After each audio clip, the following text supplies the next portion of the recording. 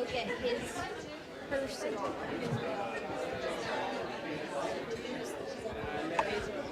That's true. I think. This one inside here is the PowerPoint.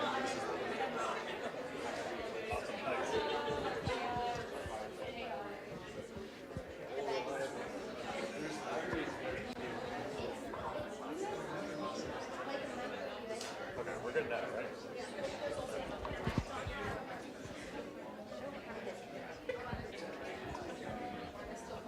Are you guys good? Okay, hello everybody, and welcome to our annual Brain Awareness Week PMB colloquium. So maybe you weren't aware it's Brain Awareness Week. It was actually last week, but I moved it to this week because people are on March break. But this is an event that's put on worldwide to bring together the research community that looks at all things related to the brain and also to increase awareness of brain research. So this year, we're very excited and lucky to have Dr. Natasha Rajah, who is a full professor in psychology at Toronto Metropolitan University in Toronto. And she's also a Tier 1 Canada Research Chair in Sex, Gender, and Diversity in Brain Health, Memory, and Aging. So this is perfect. It kind of touches on things that a lot of us are interested in. So she'll be telling us a bit today about things from cognitive and clinical neuroscience with a focus on memory and aging. And she has some very interesting data in a cohort that she began recruiting in Montreal and is continuing to recruit there and in Toronto. And I also think her talk will be really interesting because it's also going to be touching on the themes of sex and gender considerations in brain research, which continues on from some of the themes that we had last year too. So she'll be telling us a little bit about interactions between menopause and memory as people age. Before she begins, I'd like to recognize and acknowledge that we are conducting our brain research in the traditional territories of the Mississauga and Haudenosaunee nations and within the lands protected by the Dish with One Spoon Wampum Agreement. And without further ado, Dr. Rajah.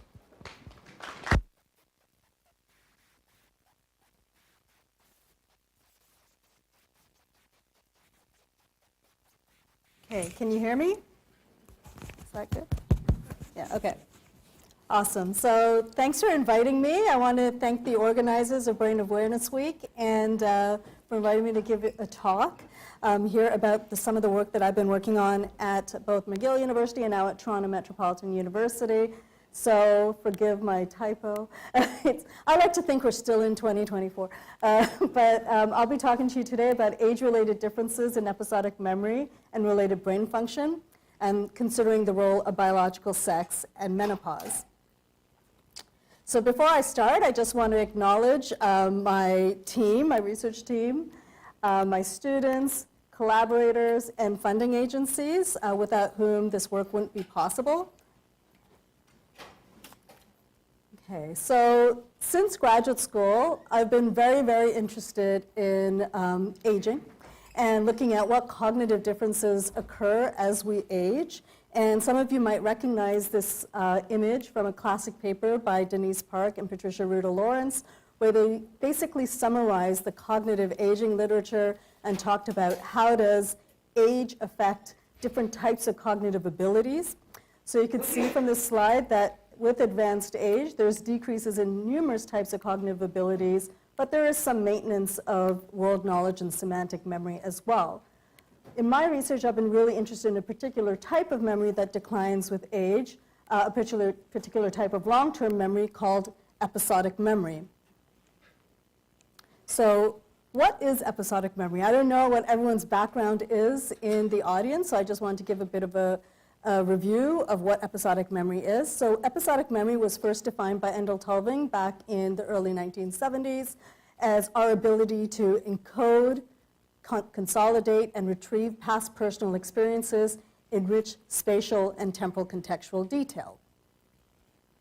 So the ability to encode, so for example, your last birthday party, not only do you remember having a birthday, which would be probably a semantic aspect of your memory, but you might remember what you were wearing that day, what your friends were wearing, what kind of cake you had, how that cake tasted.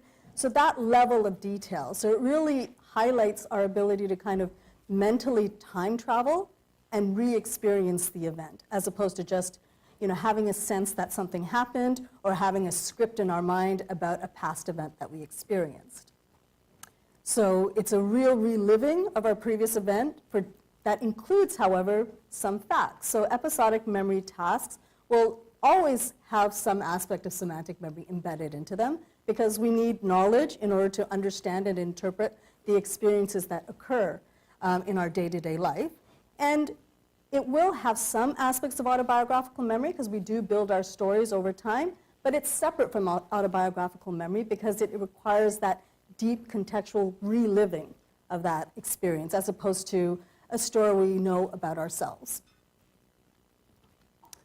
Now, in my research, I'm really interested in the contextual details. So here's like remembering where you parked your car. That seems like a very trivial thing, but a lot of people, especially as we age, have difficulties remembering these kind of small little contextual details about an experience we just had.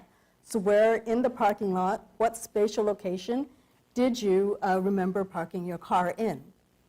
And so episodic memory requires our ability to encode and retrieve this detail, but it is also considered a higher cognitive ability, and it's dependent on many types of processes. So that's something I want to highlight, that episodic memory is kind of dependent on having an intact perceptual system, having an intact motor system to kind of navigate the environment. It also relies on many cognitive control and mnemonic processes. So it's not an isolated memory task. So whenever you do an episodic memory task, there's many other types of computations going on. So for example, I'm going to do a little thought experiment for you.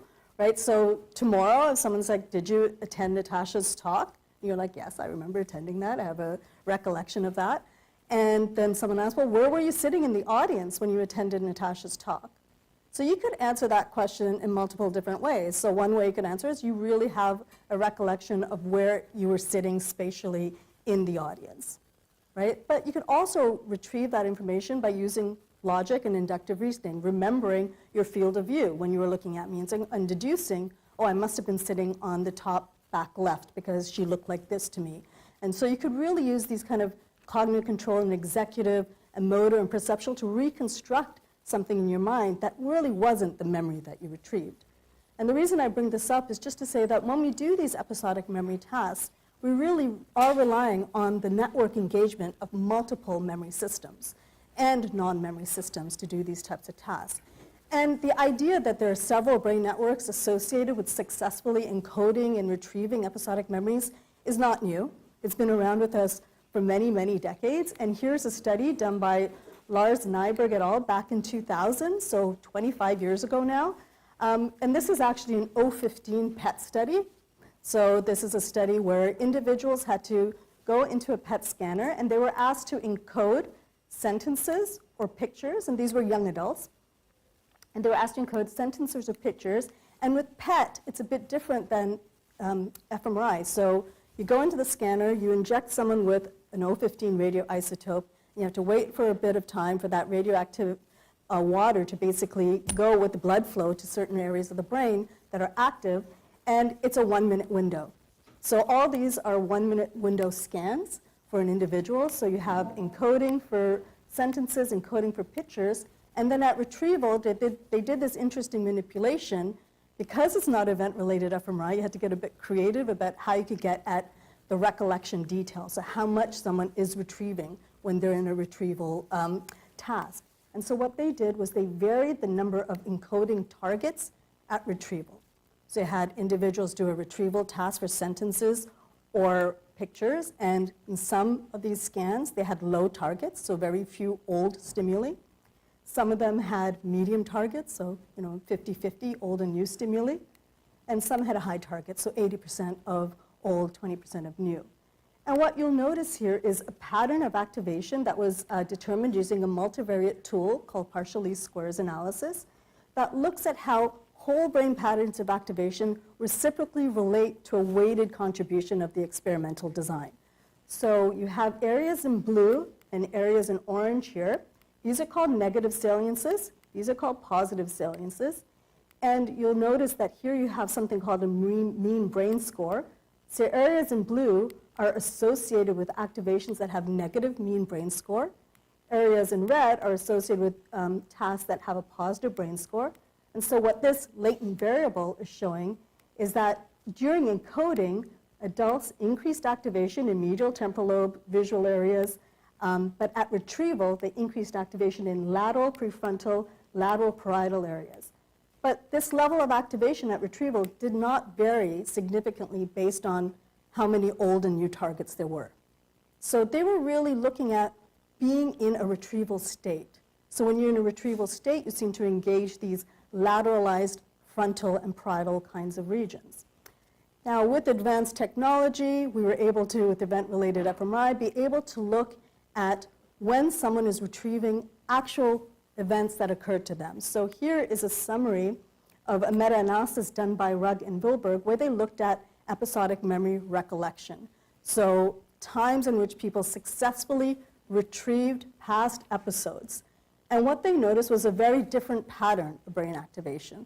So when you successfully retrieve an event from your memory, you engage a medial network called the default mode network that includes precuneus, posterior cingulate, anterior cingulate, perihippoccampal gyrus, and the hippocampus, and the angular gyrus. So why are both these patterns and networks engaged during episodic memory? Well, one is setting the state and the cognitive kind of state of being in a retrieval mode, and the other is related to successful recollection of past events. So in literature in young adults kind of has reaffirmed these findings over and over again that successful retrieval of events relies on both these networks and many networks in the brain. So of course, when you're studying age-related differences in episodic memory, the first question you might ask is, how does age-related differences in episodic memory relate to altered structural integrity, activity, and functional connectivity within and between these systems that I just showed you, the medial temporal lobe subsystem, the default mode network, and the frontal parietal network. So much of the research in the cognitive neuroscience of aging has really focused on answering this question. So what does age do to the structural integrity of these systems that we think are implicated in episodic memory in young adults? Now, in doing this kind of research, it's important to note that aging does not affect all forms of episodic memory tasks in a similar way. So normative aging produces deficits or declines in source and context memory, so our ability to recollect in detail the spatial context of past events, the temporal context of past events, or the source, so who said what, where did that information come from, how did you encode that information, was it auditory or visual? That kind of detailed recollection of a past event seems to be more sensitive to the effects of normative aging, whereas memory for item recognition, so simple yes-no recognition memory tasks, seems to be relatively intact. I'm not saying that there aren't any deficits in item memory, there are, but you really need to push the system by having participants do really challenging encoding stimuli or really long encoding runs to really see deficits in recognition memory. So this is a study I did back more than 15 years ago, where we just looked at young and older adults, and we looked at how they performed on face recognition, spatial facial recognition, and temporal facial recognition. And what we saw was, on average, young and older adults were able to do item recognition, so yes-no recognition for faces at the same level. And although there were some reaction time differences, but they did show significant deficits in both the spatial and temporal tasks. So this, again, is just reiterating what I just said, that with age, there seems to be some tasks that are more sensitive to the effects of chronological aging, such as spatial context and temporal context memory, relative to recognition memory. So one thing I noticed while I was doing all the literature review and conducting that previous study was that most of the studies in the field of cognitive neuroscience of aging at that time were focused on looking at extreme age groups, so looking at young adults and older adults. Very few studies really considered the adult lifespan. And so I was interested in understanding, well, does episodic memory really, the declines in episodic memory as assessed by these context memory tasks, does it really just occur in older age? how do adults perform on these spatial and temporal context memory tasks across the adult lifespan? So with that question in mind, my former PhD student, Lizzie Ankudovic, myself, and several of my team members conducted the Montreal Adult Lifespan Study, in which we had 131 adults between the ages of 19 and 79 come into our lab and perform a spatial and temporal context memory task for faces. So we used black and white photographs of age-variant faces as our stimulus set. I'm often asked, why did you pick that? Why are you doing that kind of stimulus set? Well, we were in Montreal, and bilingualism is something you have to address in Montreal. So we had the choice of going with object stimuli or face stimuli. Object stimuli were simply too easy. So people would just perform very well on our tasks if we use object stimuli. So we decided to use faces. The other reason we decided to use faces is that people find them very engaging, and if you've ever done an MRI study, they're not the most exciting to participate in, so we want to keep our participants engaged. And by using age-variant faces, we were actually kind of encouraging people to develop stories to help them perform these tasks, because people found these faces. You had babies, you had middle-aged adults, you had older adults in the stimulus set, so it kept people engaged, and it also led to people kind of developing a strategy at encoding. And we wanted that because we wanted to bring performance up in our older adults to a level that we actually saw sufficient variance to kind of model the brain data that we also obtained at the same time. And so the spatial context task was very simple. You saw a face was either on the left or the right, memorize the face and its spatial location. The temporal context task was a bit more challenging. You saw again a face on the left or the right, memorize the temporal order of all the faces you saw. Right? So they knew going in. So this is a bit different than like what real life is like, where you don't know what you're going to be asked to remember, if it's spatial or temporal. Whereas here you were told, so they knew they had to orient towards the spatial dimension or the temporal dimension.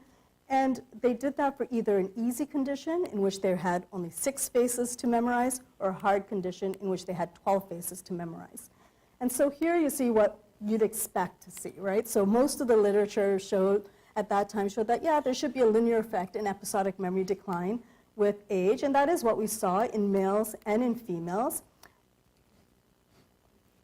However, when we then looked at the subgroups, so we decided to divide our adult participants into young adults, middle-aged adults, and older adults, what we noticed was our middle-aged adults were performing significantly worse than we expected. So it was actually, even though it appeared linear, there was actually a bit of nonlinearity to this age effect that we were seeing, where young adults were significantly better than both middle-aged and older adults, but middle-aged adults and older adults were not significantly different in their performance on this task. So that made us wonder, well, what's going on with our middle-aged adults, right? So is it something to do with menopause? Is there a sex difference, like midlife menopause for females, in case you didn't know that that's when females had menopause? And so we started wondering about what may be going on in this sample. And so in our initial analysis of this study, we kind of just looked at, well, how does age and performance relate to brain activation patterns in this study? So here again, we used behavior brain partial least squares analysis, where we had 2 different behavioral vectors. We had a vector for age and a vector for accuracy. And we looked at how did whole brain patterns of activation co-vary with these 2 vectors of interest. Now, something interesting that we did in this analysis is we orthogonalized these vectors. So the way we orthogonalized this is that we regressed out age from the accuracy score, and then we put those 2 orthogonal vectors into the analysis to understand how does age relate to brain activation differences, and how does performance relate to brain activation differences. Because often, like I just showed you, age is correlated with performance, right? So we want to get at what was the brain activation pattern related to age specifically, independent of performance. And so the first latent variable that we identified was a pattern that differentiated age and performance, an age-performance trade-off effect. So here we see areas in red and in blue. Areas in red increased in activation as a function of age. Areas in blue increased in activation as a function of performance. So in other words, older adults tended to increase activation in medial temporal lobe, angular gyrus, and temporal areas, occipital temporal areas to a larger degree. But increasing these areas was actually not related to performance. Instead, midline cortical areas, such as the anterior cingulate, the posterior cingulate precuneus, was related to successfully performing these tasks. Now, in addition to that effect, we also identified another latent variable, one that really was a widespread pattern of activation in the frontal parietal cortices and also in the anterior portions of the medial temporal lobe that was more active in older adults at encoding, but was not related to supporting performance. So even though older adults increased activation in these medial temporal lobe and frontal parietal regions at encoding, it did not seem to relate to subsequent memory effects. But engaging these same regions at retrieval did support your memory, but older adults didn't do this. So to us, this implied that older adults are increasing this pattern of activation, and we were hoping that that would be related to compensation, but our behavioral effect indicated that it wasn't because we did not see any subsequent memory effects. So we then explored the univariate patterns of activity to kind of get at that nonlinearity that we were seeing behaviorally. So we extracted mean activations from these regions of interest, so ventral posterior cortices, parietal cortices, and anterior ROIs. And we looked at patterns of activations in young, middle, and older adults at encoding and at retrieval. And what I want you to note is that there are many areas that basically showed linear effects with age, as our behavior generally showed, but there were some areas that showed non-linear patterns of activation, including the hippocampal gyrus and also frontal areas.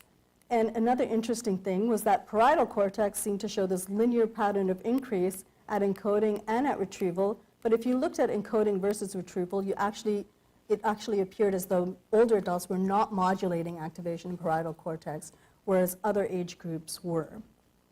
So we summarized the results from this study as follows. So we found that there was an age-performance trade-off effect, which was observed in a distributed set of brain regions, including the default mode network in anterior medial temporal lobe and occipitotemporal regions. Age effects that were unrelated to performance were observed in frontal parietal regions at encoding, but they did not seem to be compensatory in nature. And we also observed nonlinear patterns of brain activity with some of these regions and behavioral data indicating that context memory decline arises at midlife and may be associated with perihippocampal and frontal areas. And so usually that would be the end of the story.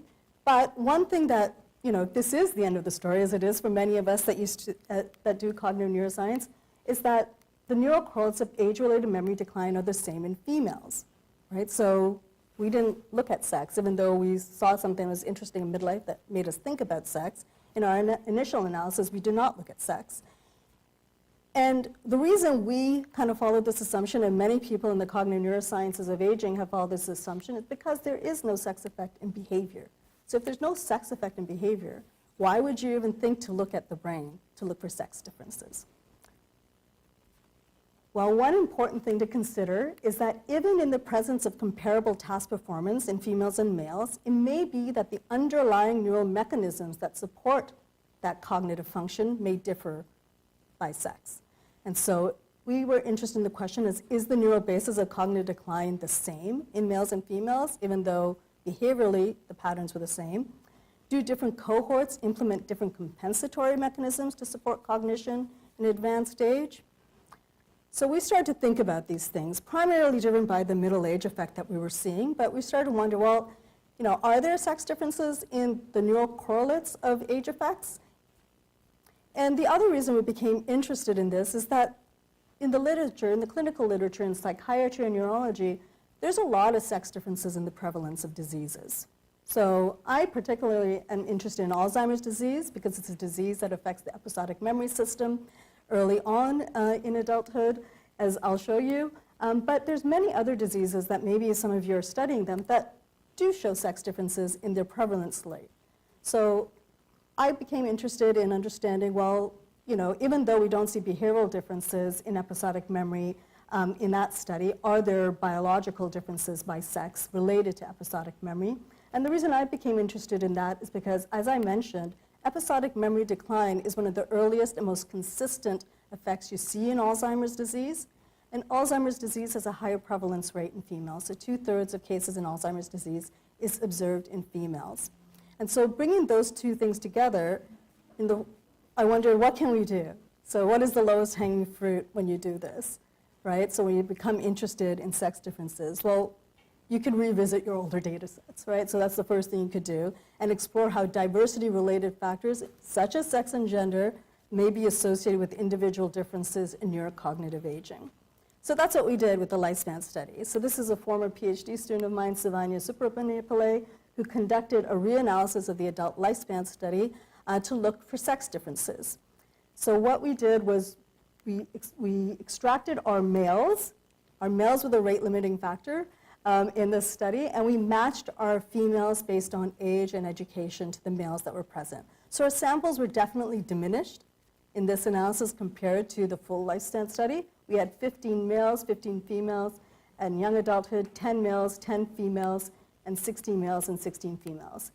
Now, the reason for the reduced number here is we actually did not want to consider menopause in this study. So we excluded females that self-reported as being in perimenopausal state or in early postmenopausal state. And the reason for that is we didn't have enough samples to really address that question sufficiently in the study.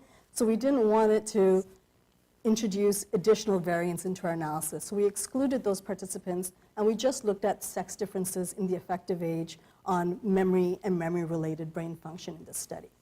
So I just want to show you that this sample, the subsample that we analyzed, was parallel to the original sample. There were still no sex differences in behavior. And then we reran the exact same PLS analysis with the age and performance vectors, the only difference being that now we have a between-group variable of biological sex. And what we identified is the first latent variable was that pattern of activation, the same pattern of activation that we saw in our first analysis of frontal parietal and anterior hippocampal medial temporal lobe being more active in older adults. But in our original study, it did not relate to any sort of performance effects. Now, when we split our sample by males and females, what we noticed was the same pattern of activation was being driven by females, essentially. Right? So when we age matched and education matched our males and females in the sample, we saw that this pattern of activation was more during encoding. That was driven by males, but it was also prevalent in females. Females also increased this activation at retrieval if they performed well. But if, as you age as a female, you actually reduced activation in these regions at retrieval, and you increased activation at encoding. So that initial effect that we were showing was really being driven by females. And what was interesting to us is when we did split our analysis by sex is that we do see a bit of a compensatory effect, where females that are older, that engage activation in these regions at encoding, were showing better performance as well. So this compensatory effect was evident in females doing the hard version of the task that's challenging. And so that kind of showed us that, looking at sex differences is an interesting thing, because you see that some of the effects that you've seen in cognitive neuroscience of aging, like the increased frontal parietal effects that we consistently see older adults kind of engaging, seems to be driven by females in our sample, and that increase at encoding may actually be compensatory in females. So we also saw many other patterns of sex differences in this reanalysis. I'm not going to go into detail about them because of time constraints, but what I want you to notice is that the performance effects were often the same in both sexes. So doing well on these tasks, you engage the same networks. But the age effects were consistently in the opposite direction, implying that the reason for the age-related decline in episodic memory was different in males and females. So even though males and females engaged similar networks to perform the task, the reason that we see age-related decline in these tasks differ in males and females. And that's an important information to know just in the cognitive neuroscience of aging for developing your models of episodic memory and age-related effects in episodic memory. But it's very critical for clinical research as well, because it implies that the approach that you take for ameliorating cognitive decline in females and males probably shouldn't be the same if there are different neural systems that are being affected. So from this original study, we concluded that in the presence of no significant sex and gender differences in the effective age and memory performance, women and men exhibit similar brain behavior relationships at encoding and to some extent at retrieval. Women and men exhibit different age-related associations in memory-related brain activation. And what I want to highlight to students in the audience especially is that even if you don't see sex differences in your behavioral data, that doesn't mean that there aren't sex differences in the underlying neural mechanisms, and it's worth exploring. At minimum, you get another paper out of the same data set, right? So based on that data, so we saw sex differences in the neural correlates of episodic memory. We also saw that some of the effects that we were seeing in memory decline were prevalent at midlife. Bringing those two things together, in addition to the fact that more females are at risk for developing Alzheimer's disease, all those things were kind of percolating in my head in 2016. I'm like, has anyone actually looked at menopause and midlife and in relation to risk factors for Alzheimer's disease? So with all those questions in mind, in 2016, myself and my collaborators put together a study called the Brain Health and Midlife and Menopause Study to explore 4 different questions. So the first question we asked was, how does biological sex and menopause status affect episodic memory for spatial context at midlife? So we kind of knew that there was an episodic memory decline at midlife, but we didn't know if there were maybe behavioral effects and sex differences at midlife. And the reason we thought there might be is because a lot of females that experience menopause complain about having brain fog and cognitive decline. So well, maybe. We weren't expecting to see it though, but we thought we should ask that question nonetheless. And then we want to ask, how does biological sex and menopause status affect the neural correlates of episodic memory for spatial context in midlife? And then the long-term kind of objective of this project is to answer the following 2 questions. So how do any of the observed effects interact with ApoE genotype, which is a non-modifiable risk factor for Alzheimer's disease, and with any modifiable risk factors for Alzheimer's disease and other dementia, such as vascular health. The long-term goal of this project, because you really need large sample sizes, is to look at how do lifestyle factors and social determinants of health contribute to the individual differences observed. And I want to highlight in diverse samples. So I started the study in Quebec, and we really tried very hard to increase the diversity of our sample, and I'll show you how we did that and what we kind of got out of our efforts. But the reason I moved to Toronto, not only because TMU is a great university, but also Toronto is a very diverse city, and it gave me an opportunity to really increase the diversity and the representativeness of our brain health and midlife and menopause study. So with that in mind, we hope in the future to have enough data to answer this 4th question, but I'm not going to address any of it today because we just don't have the sample sizes nor the diversity in our sample representation at this time. So BAM has been funded by the CIHR since 2017, so it's an ongoing project. It started out in Montreal at McGill, and now it has 2 sites, both in Montreal and in Toronto. It's being funded continuously by CIHR and also by TMU with the effort of really growing the study. So the long-term goal is the study is funded for 7 to 14 more years. And so hopefully in 7 to 14 more years, we'll be able to answer these 2 questions, particularly the last one, in better detail. Science takes a long time to do well. So now I'm going to tell you a bit more about the BAM study. So how do we enroll participants? What do we do in this study, and what are our findings to date? So enrollment is online, so we use Qualtrics, right? And we kind of advertise our QR code. You'll see it at the end in case any of you in the audience are curious and want to participate. So we enroll people online, and we ask them medical questions. We try and be as inclusive as possible in this study. So we actually dropped our inclusion criteria for education to just having high school, which in Quebec is grade 10, or grade 11, sorry. So in Toronto, it's grade 11 as well. So, be as inclusive in that way. We also include people that have treated psychiatric symptoms that are not major. So if you're on SSRIs, if you're on anxiolytic medication, we do include you in our studies. We do exclude participants with major psychiatric illness, history of stroke, history of estrogen-related cancers, And there are some other exclusion criteria. I could tell you a bit more if you have questions at the end. But we are as inclusive as possible in our recruitment in this study. And then if you kind of survive our criteria for enrollment, we invite you for session 1.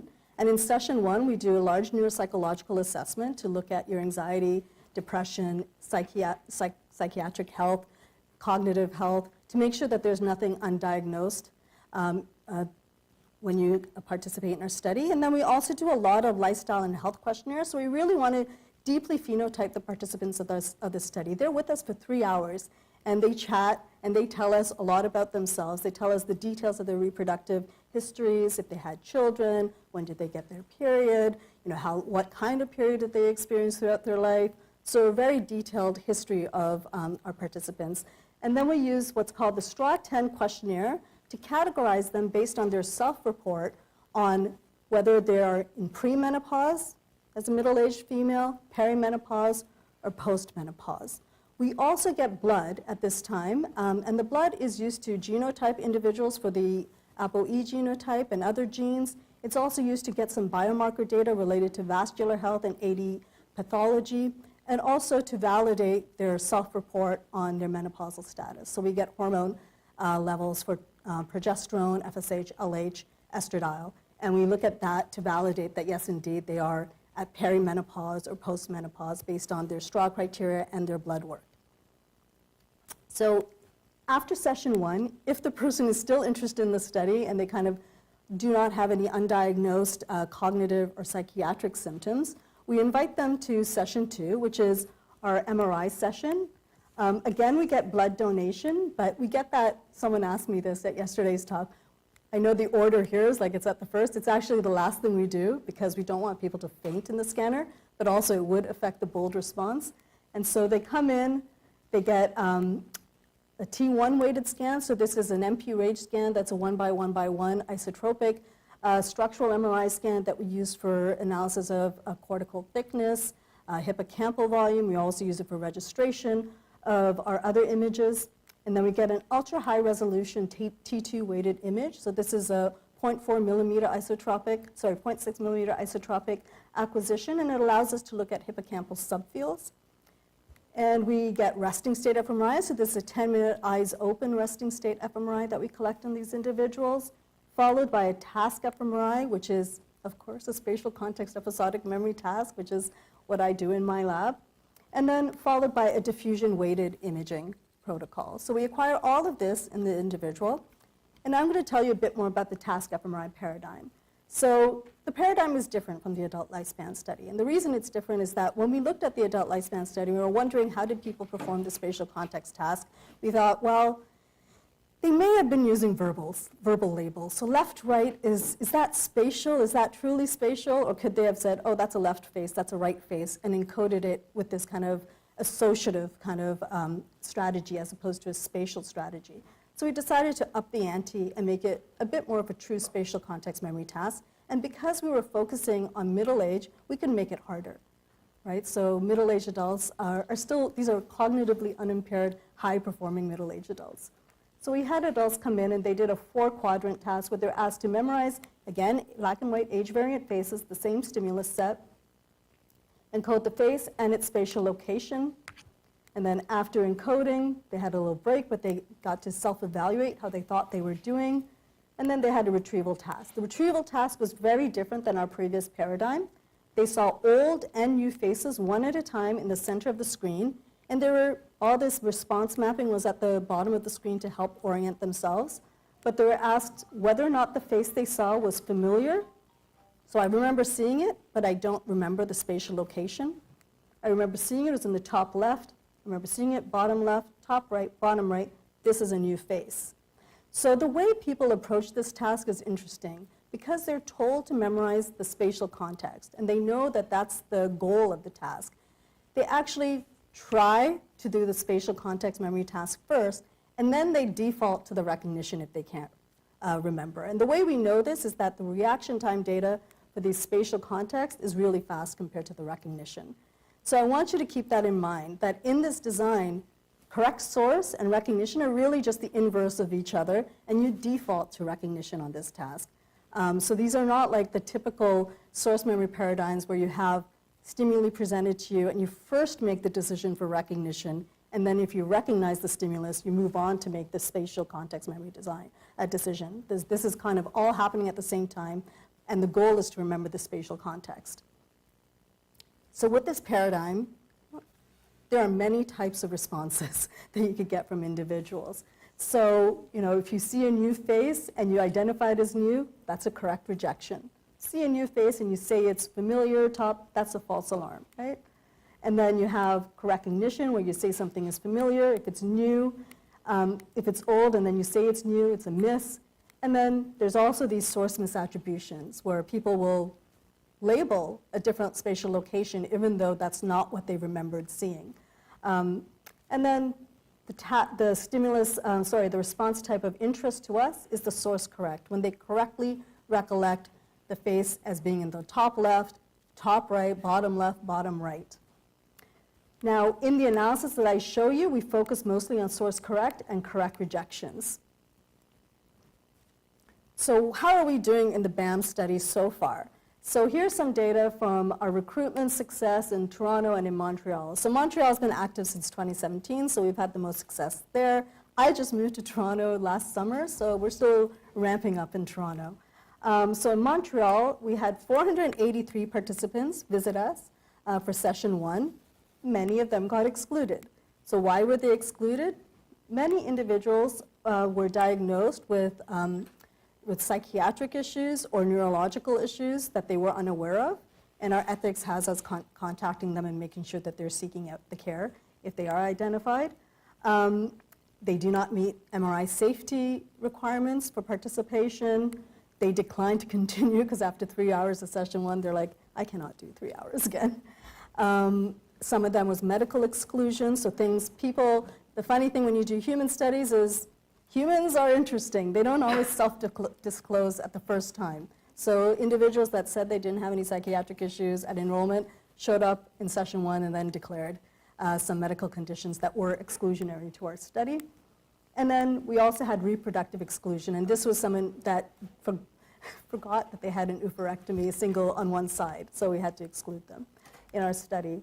And then out of the 483, 281 underwent scanning. We excluded 11 of them from our analysis due to variable things such as claustrophobia, incidental findings, technical issues. Now in Toronto, we're just ramping up. We have 14 scanned today. So really, sign up if you're interested in this work, because we're trying to ramp up our sample in Toronto. So the first question in the BAM study was, are there sex differences in spatial context memory at midlife? And so to address this question, forgot this slide was here. So I'll step back.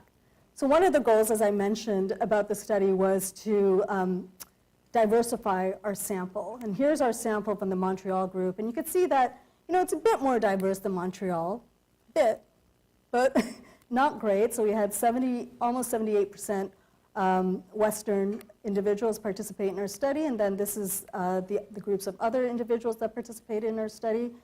And we tried very hard to increase the diversity in our sample. We did many things. We used social media, which actually is one of the better ways to increase your diversity in your sample. We used all sorts of social media, Facebook, Instagram, Kijiji, anything to get someone into the lab.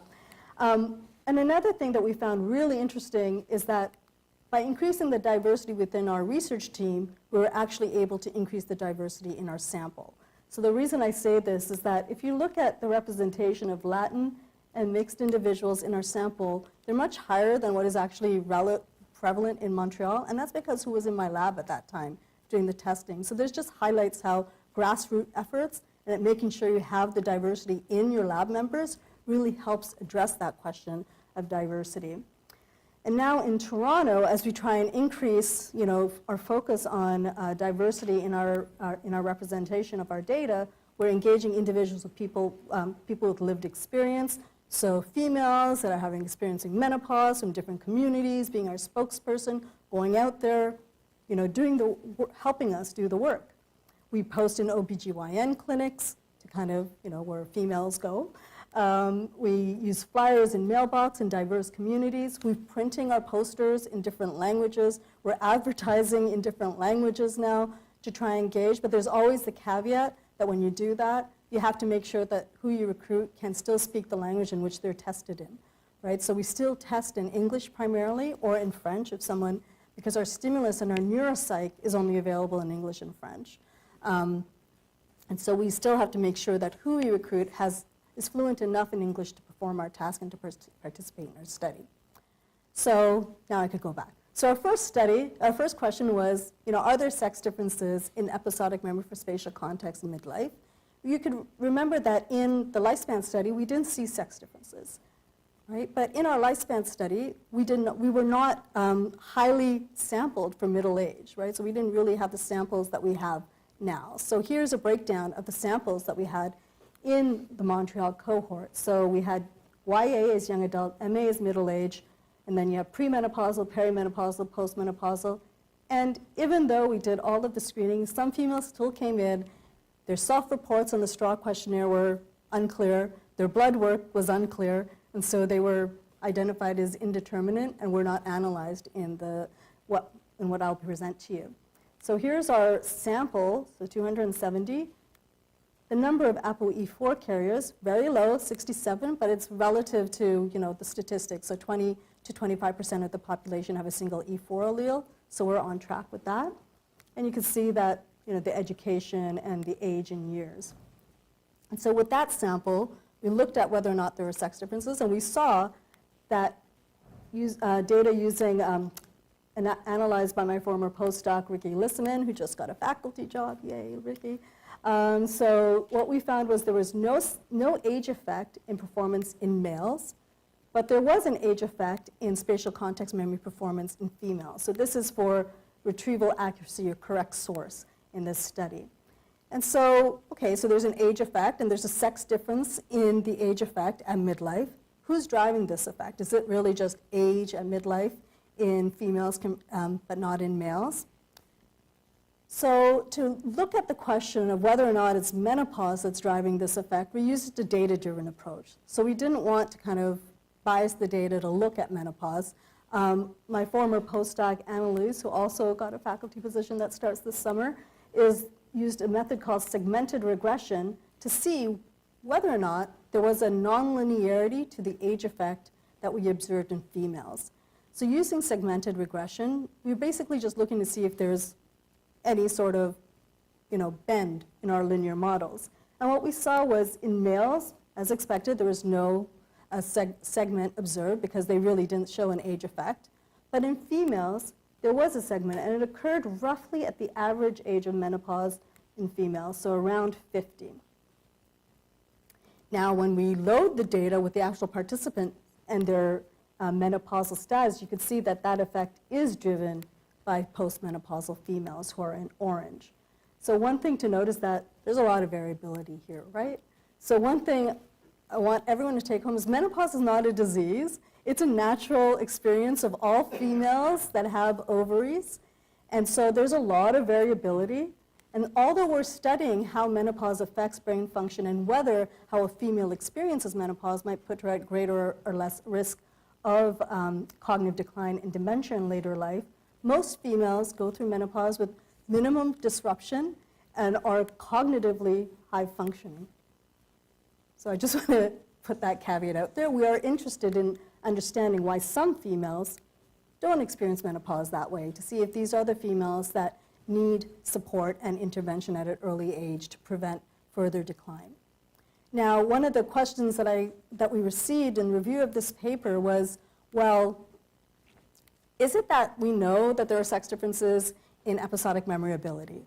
Females tend to have poor spatial memory compared to males across the adult lifespan.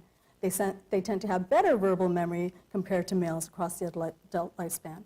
So yes, you see an effect of age on sex at midlife in spatial, but will you see an effect of sex and age on verbal memory in males? So is it just that you just get worse at the thing that historically your sexes are better at performing at?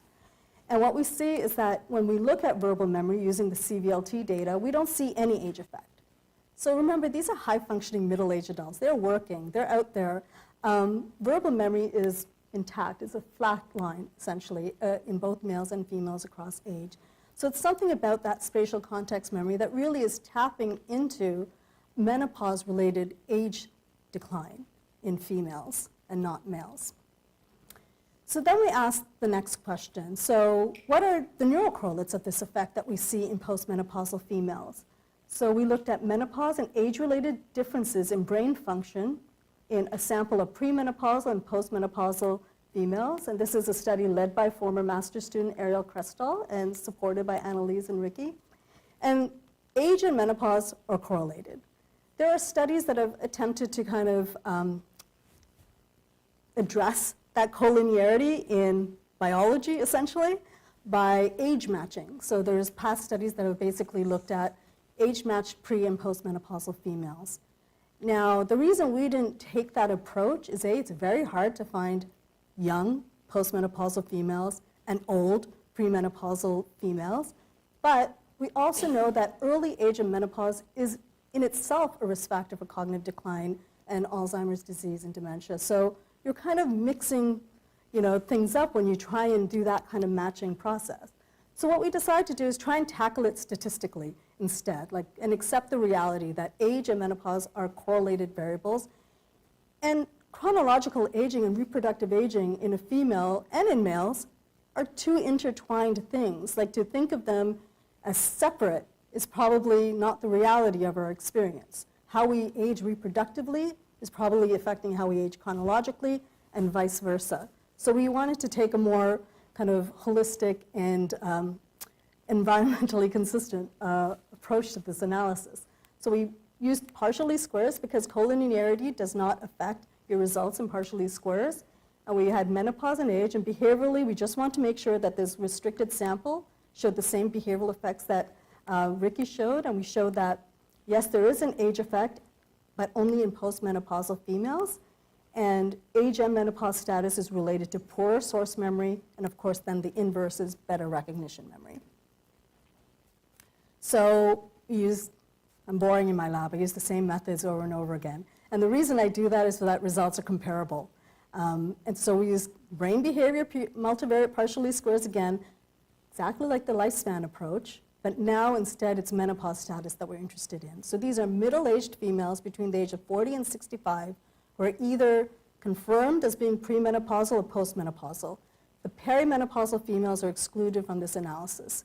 We're still wrapping our head around the perimenopausal females. And that's because when we look at perimenopausal female data compared to our pre and post, the age range is very narrow. And there's a huge level of variability. So it's basically like there's a wall of data. So they don't fit into the linear model when you try and combine them with pre and postmenopausal data. You really need to extract them and look at them separately.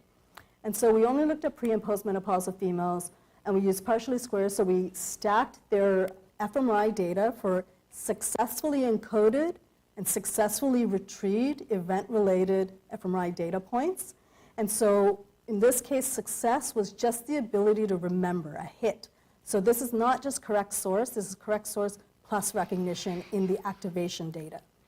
And then we had age, Z-scored and centered, and accuracy.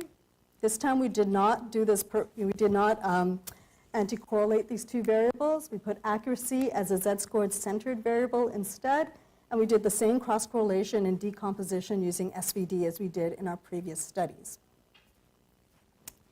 And so I'm just going to orient you again. So here's the partial least squares analysis. Here's the singular image that shows positive and negative saliences. And above here is the correlation profile for age, correlation profile for context memory, correlation profile for recognition. As expected, these two things are usually inverted because of the nature of the task, right? So you try and do the spatial context memory. When you can't do it, you default to the recognition. And so this first latent variable was driven by our premenopausal females. So in premenopausal females, increased activation in these orange areas, so again, the midline cortical regions, lateral frontal areas, visual areas, increased activation in these areas were related to better performance on the source memory task. So you had higher correct source, lower recognition memory when you increased activation. So these are the premenopausal females. And this is just, again, to show you that even in premenopause, there's quite a lot of variability in performance. And then the second latent variable loaded primarily on postmenopausal females. So here you see areas in ventral visual cortices and perihippocampo and medial temporal lobe primarily, that if you engage these regions during encoding and retrieval, you were more likely to have a higher score on correct source. So you were more likely to perform the spatial context memory successfully. However, with advanced age in postmenopause, there was decreased activations in these regions. So postmenopausal females that performed well on this task engaged these blue regions, but with advanced age, there was decrease in this activation. And so again, I'm showing this to show you that there is a lot of variability. So this is not everybody, this is just the, on average what we're seeing in that group.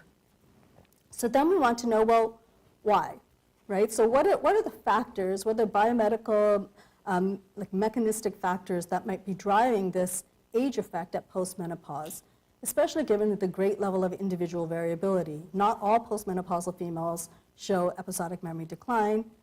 So who are these females that are showing episodic memory decline? So we looked at one interesting risk factor, a modifiable risk factor for both dementia and Alzheimer's disease that is impacted by menopause. So as estrogen declines during midlife, as females enter menopause, there's a lot of changes in the vascular system as well. Menopause is associated with increases in various vascular risk factors, changes in lipid profiles, increased epicardial adipose tissue, increased risk for metabolic syndrome, obesity. So we thought that perhaps the presence of these vascular risk factors in some middle-aged females during early postmenopause may explain why some of them are exhibiting decreased episodic memory during this phase in their life. So this is very wordy, and I apologize, but these are the hypotheses that were driving this analysis that was that is being led by my PhD student, Julia Curley. So the first hypothesis was to test whether or not higher CADE score predicts lower episodic memory in middle-aged postmenopausal females. So the CADE score is the Cardiovascular Risk Factors, Aging, and Dementia score. It was developed by Kivipelto et al. In the early 2000s, and it's basically a questionnaire that you fill out that was designed to predict who at midlife had higher vascular risk that then predicted cognitive decline in later life. So it's actually having a higher CADE score to midlife has been associated with greater risk for developing dementia in later life as well. So we want to look at whether higher CADE scores predicted lower episodic memory in middle-aged postmenopausal females. And then the hypotheses were postmenopausal females would demonstrate poor correct source of spatial context memory. But we also looked at correct rejections, and we hypothesized that the effect is specific to the spatial context memory. Correct rejections are not going to show an effect because they're a simpler type of memory retrieval of whether something is new or old, something more familiarity based. And then we also looked at whether postmenopausal females who had a higher CADE score compared to premenopausal, whether the ones that performed poorly on the correct source memory, on these correct source trials, were also the ones that had higher CADE score, so had higher vascular risk. And so this is just to show you who was in our sample for this analysis. So we had 42 premenopausal females, 43 postmenopausal females. They were already, you could see that postmenopausal had higher cholesterol, higher blood pressure. And then we just want to show you that the hormones are consistent with their menopausal stage as well. And so this is what the CADE risk factor is. So you get a CADE risk factor. Sex is also a risk factor for CADE. So if you have a female sex, you get a 1. But because we're only looking at within sex, we didn't include that since it was redundant. But the CADE score is based on age, education, systolic blood pressure, cholesterol, physical activity, and BMI. And we have all this data in the BAM study, so we used it to calculate the score. And then we looked at whether or not the prevalence of individuals with high versus lower CADE score differed in pre- and postmenopausal females. And here you see the count number for each CADE score by premenopausal and postmenopausal status. And using the Mann-Whitney U test, we identified that yes, indeed, there is a significant difference in the prevalence of CADE risk in postmenopausal females compared to premenopausal females. We then took this data and we ran mixed effect linear regression to predict, to see whether or not CADE score level, so whether you're low CADE, middle CADE, high CADE score, predicted spatial context memory or correct rejections. And in premenopausal females, you see that there's no effect. So, even in these females that were high, there's too few of them, but most of them are healthy, and this range of CADE score doesn't seem to predict having any sort of memory effect in middle-aged females. However, in postmenopausal females, what we identified was females with really high CADE, so females at CADE score 9 to 10, they tended to have significantly lower spatial source memory compared to those with higher or better vascular health. So, just to show, here's the spatial context memory performance on females with CADE that are lower than 9, and then here's 9 and higher. So you can see that there's a significant difference in their performance. And this is mostly in the postmenopausal females. So what have I answered so far? Yes, there's a sex difference in spatial context memory at midlife. This seems to be driven by age effects in postmenopausal females.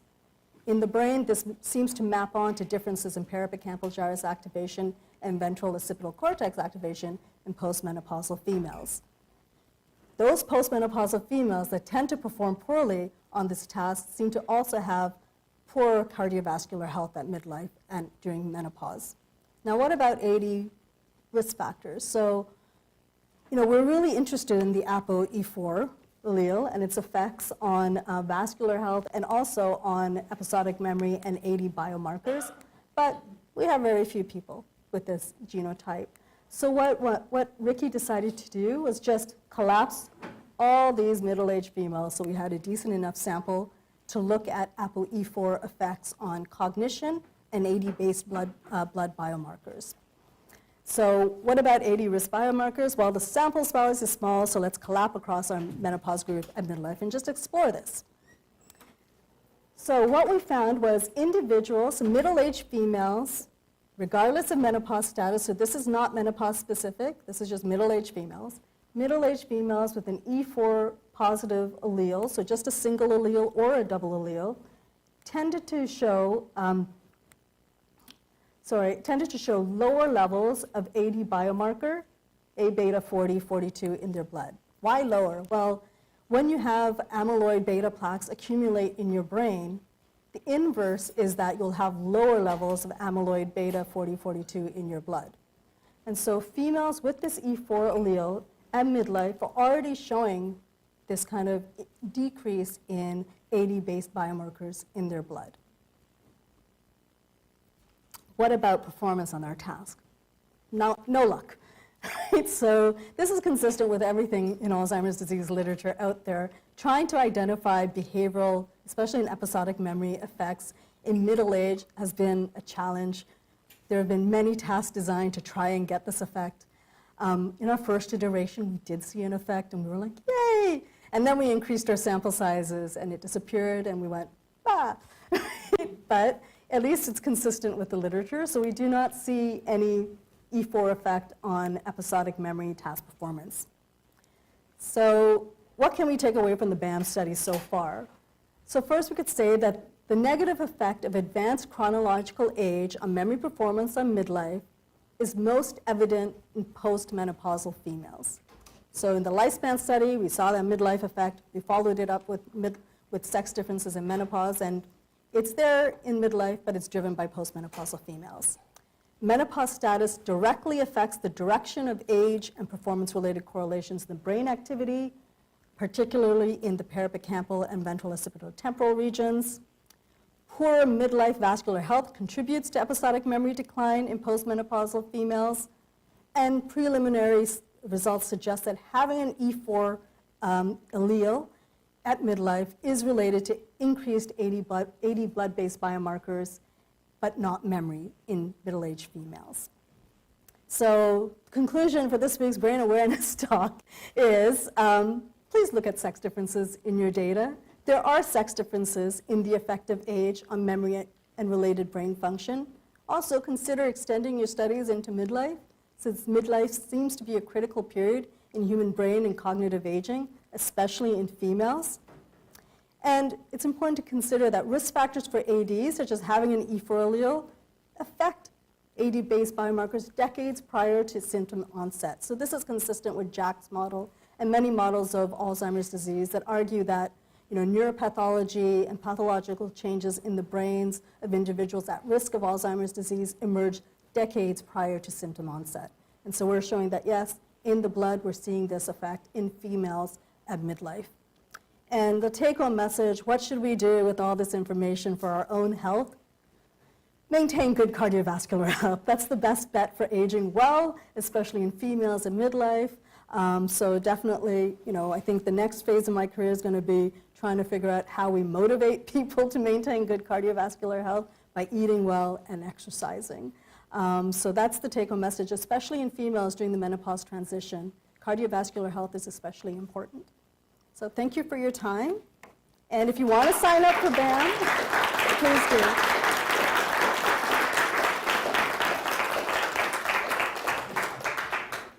Okay, thank you, Dr. Rajah. That was a really interesting talk for Brain Awareness Week, and we'll start going to questions. So I have a few questions. I'm going to try and keep it as short as possible. I'm a second-year nursing PhD student at McMaster, and I'm actually studying perimenopause and premenstrual symptoms as well in women affected by early life trauma. And I just wanted to get your opinion as someone who has such extensive experience in looking at menopause on some things. First of all, I'm wondering if you excluded individuals who have late postmenopause to more clearly capture the impact of hormonal fluctuations,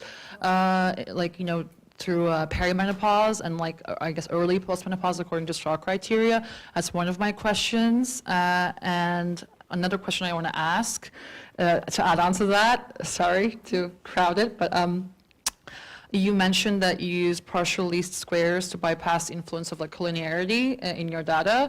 If I understand correctly, for at least one of the studies you didn't use an age-matched control group because you mentioned the difficulties with getting, for example, perimenopausal individuals who are,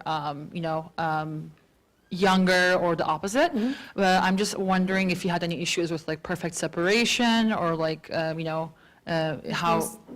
So age and menopause are pretty much like this in our sample, and that's why we use the PLS approach, because in PLS we use permutation testing and bootstrapping to look at the significance effects. So we're using our data to actually look at how consistent our findings are. And so, and then also the statistical technique of singular value decomposition can deal with collinearity. So it will just show that these two variables are in fact collinear and they map onto activation in this way.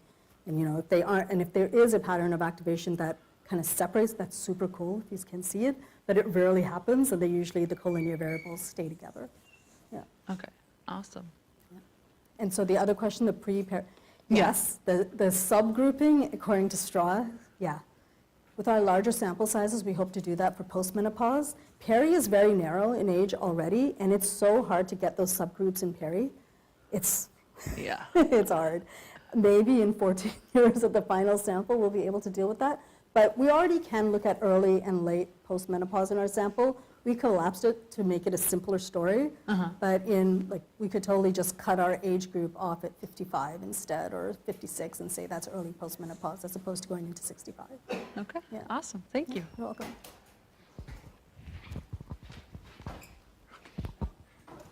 Hi, Hi. very nice talk. So I wonder, for memory performance, you're comparing between individual.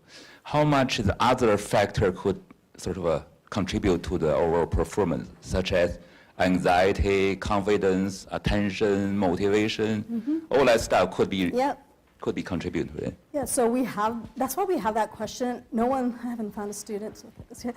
We will look at this, but that's why we have the question after encoding and retrieval, asking how well do you think you did to get a confidence measure. like we don't ask about testing anxiety, if that's what you're asking about. We do ask for general anxiety, so we do screen for anxiety in our participants, but we don't look at testing anxiety. Some of the other work that I've done, so I do pure episodic memory research in my lab as well, and in that work we have looked at, so we have a paper that just got accepted in Journal of Cognitive Neuroscience where we basically had young adults in this study encode objects, spatial context, left, right, left, right, left, right. It's an old data set that we had.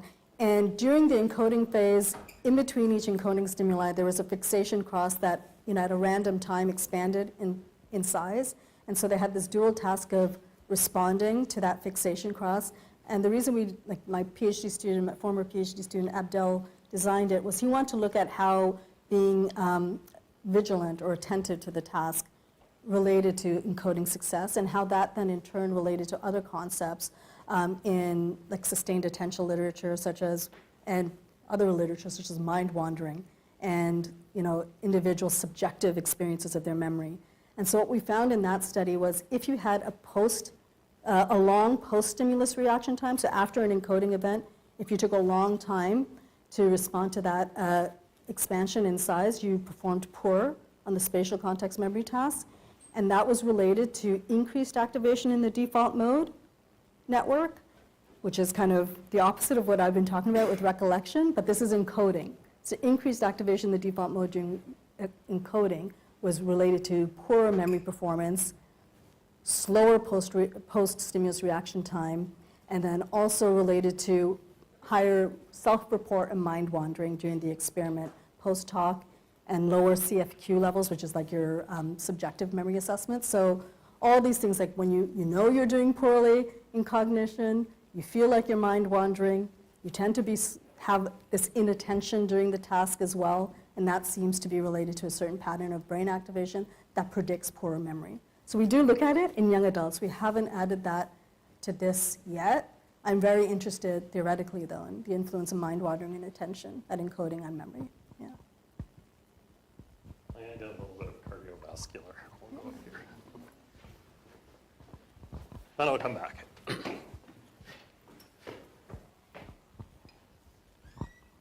Thank you. Hi, that was a really interesting talk. Thank you so much. I had a question about, so you were collecting data related to estrogen levels from the blood samples, and I was wondering how much of these activity patterns and behavioral effects can be directly attributed to estrogen levels. And kind of a related question, but I'm wondering if the sort of within group variability that you're seeing, do you think it's related to circulating estrogen levels? And do you think that because women have different levels of estrogen depending on where they are in their menstrual cycle, is that enough of a change in estrogen that it can actually affect behavior, or does it require dramatic changes like, what you would see in menopause? Yeah. So, excellent question. We do collect estradiol, but we use ELISA. So we cannot detect estradiol levels in menopausal females. Like most of them are below detection. There are some that are above detection, and that's why we don't have zero there. So the relationships we're seeing in postmenopause, we can't link to estradiol at this time because of the method. In our pre and peri, we are, like in the peri, that's one approach we're taking to look at variability. So we do have blood at 2 times.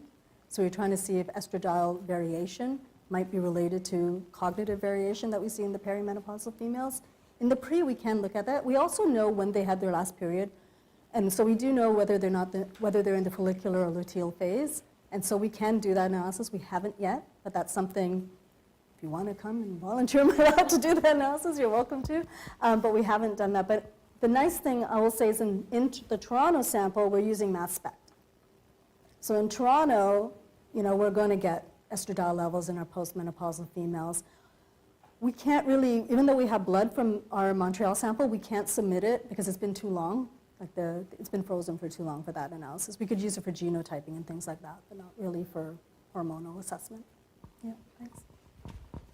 Did you still have your question? Okay. Great. Thank you so much for your talk, Dr. Rajah.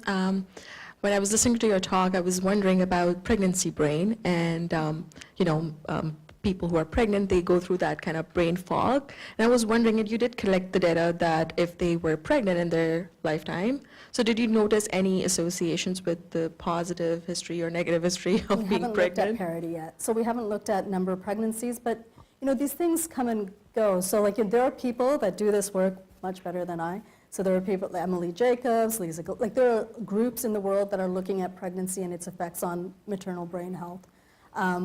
Whether or not pregnancy will affect what I'm looking at like so many years later is probably not related to hormones at that point. It's probably related to something else that we're seeing.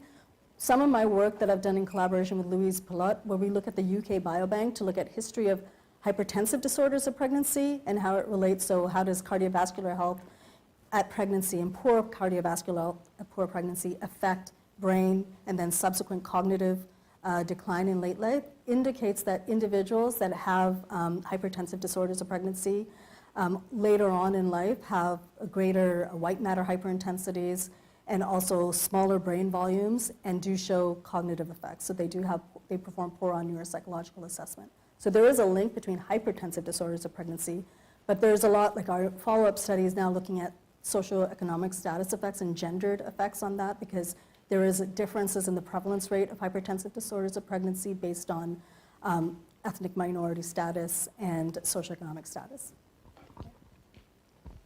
Okay, so I'd like to thank Dr. Rajah again for her talk and for the questions. If anybody has any follow-up questions, come on down or come on up, because we'll be having the post-colloquium wine and cheese in room 205, you know where it is, yeah.